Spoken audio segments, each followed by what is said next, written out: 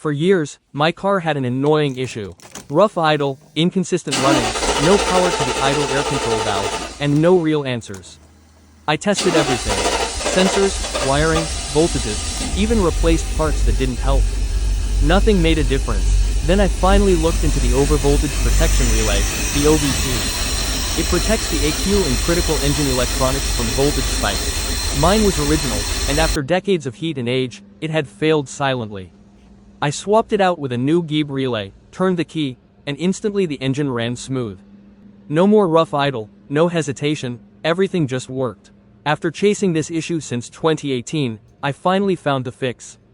If your older Mercedes is acting weird electrically, don't forget to check your OVP relay.